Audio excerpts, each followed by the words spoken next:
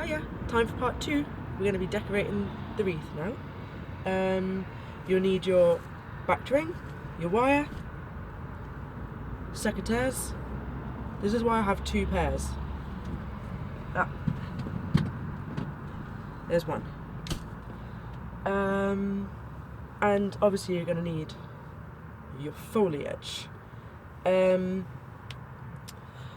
So what have I got here? I'm tired and poorly, so I'm not going to try and remember all the names of things, but I've got sage, eucalyptus, hazel, rose hips. I've got hydrangea heads, which are lovely if you spray them as well, but I like to keep mine a bit natural. I've got the berried holly, beautiful different pines, so that you can't really see in this light, but it's like a lovely slaty blue.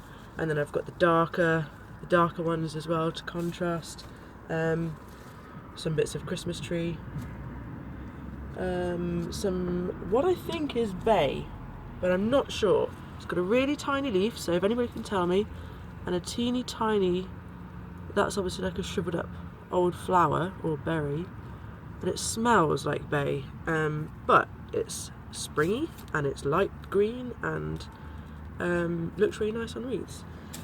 Also got the purple stuff. Margaret, you're going to kill me. I know you told me. I can't remember what it's called, but it looks amazing on all of the wreaths. The sage, lovely. You've got the purples, the silvers, the greens.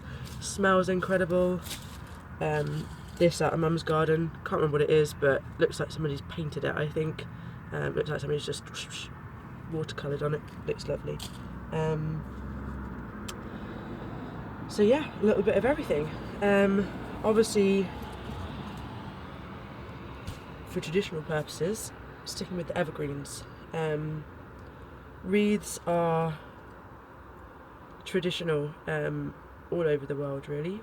Some people it means death, some people it means life, love. The Romans used to have laurel wreaths on their head to show indications of their ranks. I think that's where the term not resting on your laurels or something comes from.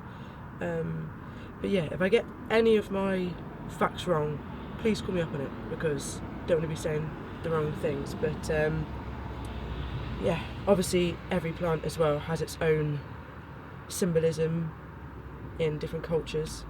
What I know of some things is, well, you've got the holly and the ivy. They're both deeply ingrained into the Christmas tradition. The ivy is meant to symbolise the female energy and the holly the masculine. Holly's also supposed to be the symbolise the crown on Jesus' head, and the berries, I think it's the blood. But then before that, you've got the pagan reasons for bringing it inside, which I grew up learning was to give the spirits of the outside somewhere to reside during the cold months. So bringing the evergreens in. Yeah, just giving them somewhere warm to stay whilst they're indoors. And also, evergreens are a symbol of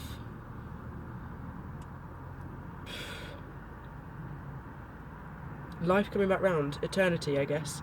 Reminding us that spring's coming. Reminding us that summer was here, and that's what caused all of this to grow. So, you know, having all of this inside just reminds us that the end is nearly here and spring is coming. I also know that holly is a symbol of friendship in pagan traditions, so to give a gift of holly is yeah, a really lovely thing. But yeah, right, I'm going to just start piling stuff on, really. There's all sorts of ways to do it. Sometimes I like to stick with at least 3 varieties of foliage. I think it just livens it up a little bit. If you just have 2, it can get a bit boring. Sorry if the camera wobbles, but blue's kind of attached to it. One sec. Just head up a sec. Thanks, bud. Good boy. But yeah, so then I tend to go 1, 2, 3, 1, 2, 3, and just stagger it all the way around. Or you can do sort of like one whole section of just holly, one whole section of just sage, because then you really get to see each individual plant. really shines. I also like to contrast the textures. So if you've got something really spiky, then the next thing that comes along to it may be the softer, just so that they stand out against each other. They're not all just getting lost into one thing. Or if you've got something that might get lost behind maybe a big leaf, you wouldn't want, you know, your buried holly and then lay that on top of it, because you would miss it. So what I tend to do is, if I've got something that I really want to showcase, put something flat behind it, make sort of a platform, and then put your buried holly on the top. Sometimes it might be a good idea to add buried things at the end as well, because as you're moving stuff about, they do get knocked off. So sometimes I do just slot those in at the end, so that I don't waste, because they're really hard to come by. Sorry, I've got a cold, just bear with me. But yeah, I'm just going to waffle and show you how I do it. Again, I'm not a professional, but they just look nice. And at the end of the day, it's for everybody to enjoy. It's for a safe space for the outdoor spirits to come in and stay, and it's a reminder that spring is coming and stuff will start to grow again and the mud will go away. So yeah, what I do is, like I did with the last one, get my spool, attach it to the top side of the frame. What I would usually do is sit down again and have the spool between my knees and just pick stuff off of the bed and arrange it but then you wouldn't see, and it would just be a bit of a faff. So I'm going to try and do it on my bed. But yeah, the aim is keep it nice and tight. What I do to protect my fingers as well is I always start off with something quite soft, so that when you get back round to the other side and you're, you know, arranging it so that you can't see the join, you're not having to battle up against holly, because that's spiky. So yeah, maybe start off with some of this stuff. Looks spiky, actually quite soft, so not too bad. Yeah, so let's see if I can arrange you so you can see a little bit better. I don't know if you will. I'll show you at the end anyhow. Yeah, okay, so there's the ring. Wire at the top.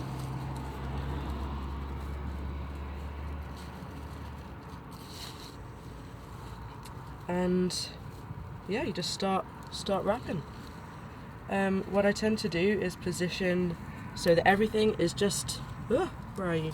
Slightly pointing outwards, and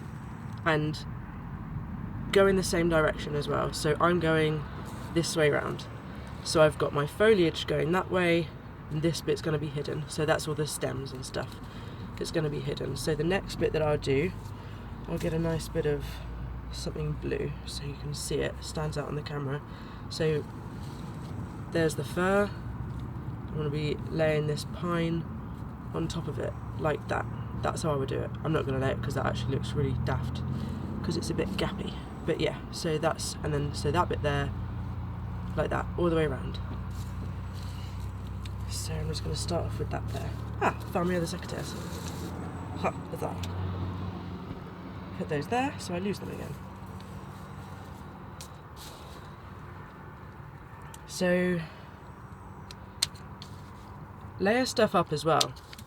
Not everything grows in nice bushy clusters. Some of it's a bit gappy and a bit anyhow. So, you know, just lay the nice bushy one on top of the gappy one, and then you've got an ultra bushy one. And do it with the holly as well, because you've got the lovely tips with the nice formation on the end. But then sometimes you get ones with like bits of gap everywhere and just looks a little bit scruffy, but look at that. Lovely, lovely. And just keep layering it on top of each other and just work your way around, mixing up the variegateds and the blues and the silvers. See, have the nice tip, and then see they're still beautiful leaves, they're just not, and then you've got the really beautiful.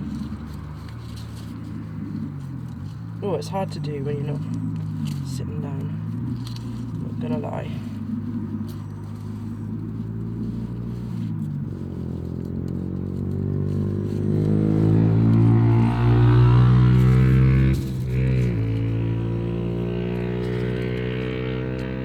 See, I like to pick up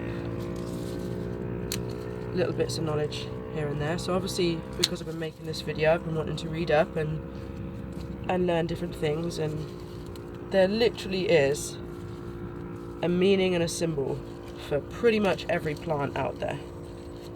So what did they... Sage I know is used for, you know, cleansing. People burn it to cleanse energies of rooms and things. But it's also I read up as the symbol of wisdom, apparently, according to the Celts and Google. What can you say? So yeah, it's supposed to be a symbol of wisdom.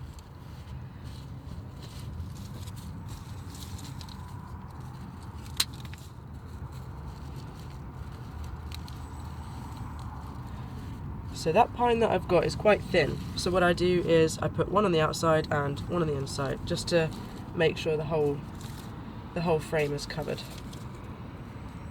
I love this blue stuff. I don't know what it is. I know loads of gardeners, and somebody will tell me and remind me what it's called.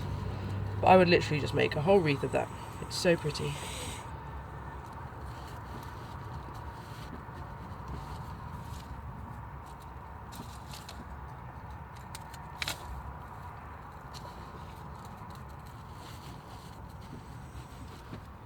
Right, now that's quite silver, so it's going to really showcase the dark spiky holly that I'm going to lay on top. So you see you've got the nice tip on the top, and then you've got the bottom that's all different shapes and facing any which way.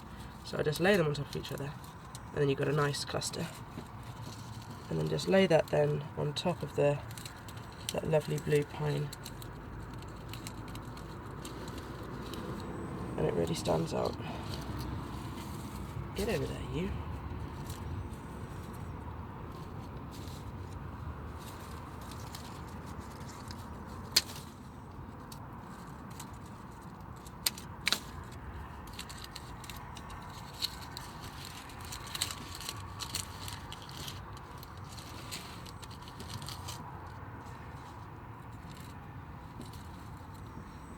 See, with that, I've just got a branch with holly berries on. So, tuck it in its natural habitat, in amongst the leaves, and it looks like it was meant to be there all along. It really brings out the colour as well. You just have him sitting there by himself, nobody will notice. And then again, you don't want to cover him up, so get something like this bay, which is quite straight, and I can sort of have it sticking out the side. And so look at that. Lovely bunch, absolutely smells beautiful, just a lovely shape as well.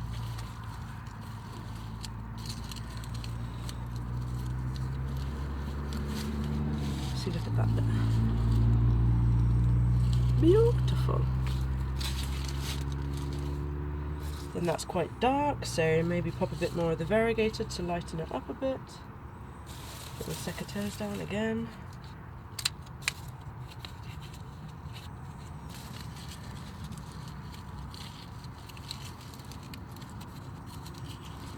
So you really can just personalise it to yourself. You know, I've seen people with pheasant feathers on it, so if you're into your game sports and things like that. I mean, the colours are just beautiful anyway on pheasant feathers, so it's always nice to include something that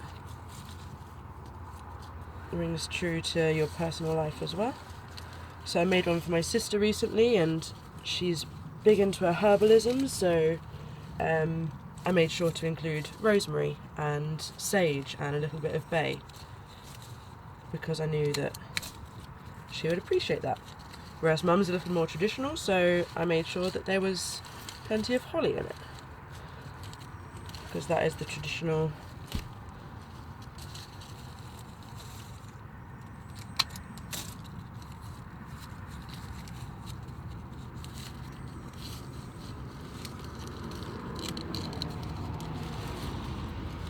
Right, well, I'm going to keep going with this anyway, because I'm about, oh no, I'll just take you to the end actually.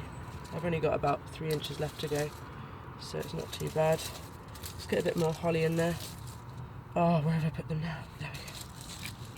I mean, who makes green secateurs, honestly? They need to be bright pink or luminous orange or something.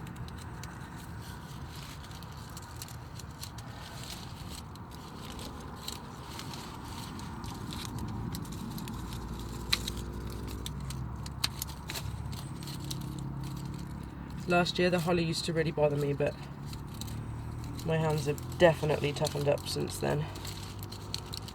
Another year horse-drawn will certainly do that to you.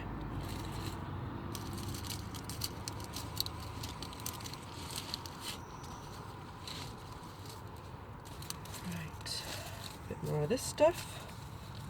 No, actually I've got too much of that.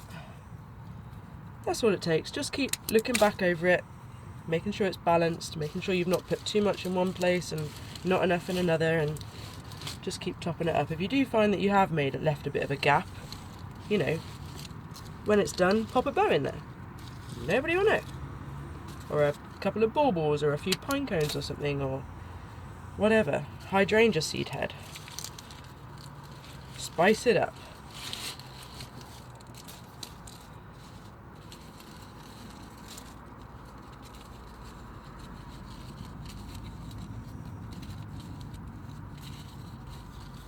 Right, we're back round to the other side now. Now I like to keep mine really natural. I don't like any big plastic bows, and I don't like to put baubles on my own personal one.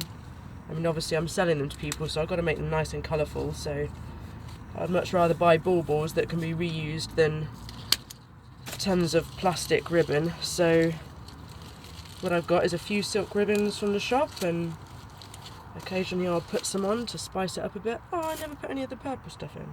Oh, never mind. Next one. Let's put some more of this bay in because it smells amazing. Any excuse to cut it. So what I'm going to be using to decorate mine is some twisted hazel out of my friend's garden. The catkins are really, really cute, and I don't know, they're just a little bit abstract, a little bit modern.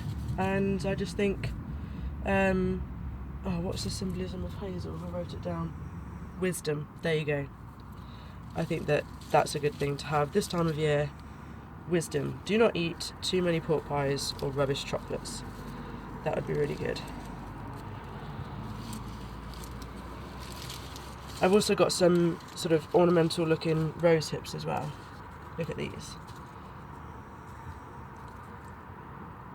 Now I've got some really interesting information about these. Obviously, symbol of love, rose, but early Christians used to make, this is Google, again, pull me up if I'm wrong, but they made their first rosaries out of the rose hips. I guess because it's the symbol of love. But yeah, I just think they're really beautiful. Again, quite abstract, quite modern. You've got the red. Apparently everything about Christmas decorations has to be spiky, so... Right, so I'm back round to the beginning. It's a little bit wonky, because obviously I've been concentrating on talking to you guys and whatever, but it's still a beautiful wreath. Still looks lovely. And you've just cut the wire there, keeping the tension, pull it nice and tight, and just wrap it around the frame a couple of times. And there you have a beautiful wreath to hang on your door. Like I said, it's a little bit wonky, this one, not gonna lie. But what I do is I tend to find the flattest bit, the one where I've maybe slipped a little bit in concentration, and I think that area needs brightening up. Bit too much of just the green pine. So what I'm gonna do, here's my twisted hazel, check that out. It's really bizarre, isn't it? I actually quite fancy some of these. I've not used these yet, but I saw them on somebody else's Instagram and I thought they looked really good. So, because these are quite big, I don't think I can just, usually what I do is just slide them underneath the wire that's already on there, but these are pretty massive, so I'm going to give it a go first, and if it doesn't work, I'm just going to have to wire them on separately when I find my secateurs. There we go. I tend to cut a little bit of a point as well, just so it's easier to slide under the wire. Oh no, they're sliding fine. Oh wow, they look amazing. Again, just cut a little point, tuck this one a little bit further behind. Ooh, this looks so Country House Magazine. Look at that. The light in here is not great, I'm not gonna lie. The colours on this look beautiful, and I'm just gonna tuck the rose hips so they just pop out the top just behind. A little bit of colour, a little bit of symbolism.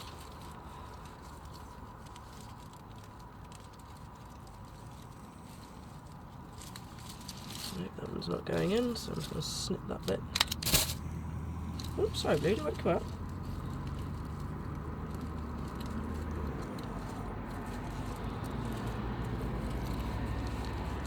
And then last but not least, where's he gone? Oh, he's stuck to the back. Trim that bit off, that's a little bit too much. A little bit too out there.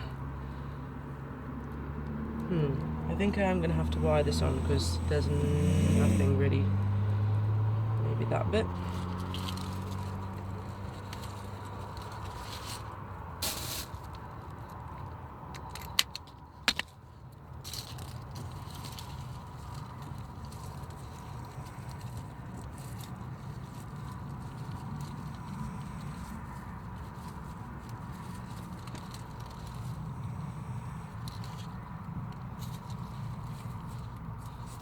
And just have a little bit of a rearrange until you like how it sits. Oh. No, I don't think the hazel goes there. I think it's a bit too twisty. It'll have to go into another one. I think with just the rose hips and the hydrangea seed heads is just enough. You don't want to go too mad.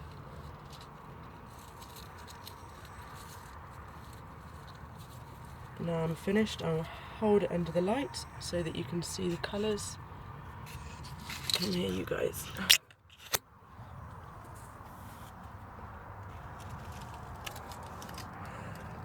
Pop them down there. I don't know actually. Yeah, Blue's still sleeping. Look at the colours on that.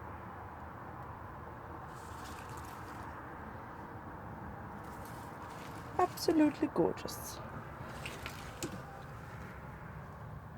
You've got the berries, you've got the silvers, you've got the sage. Might even put a little red ribbon. Don't know. Haven't decided. Hope you like it. I will get better at the video making, I promise. Thanks for looking anyway.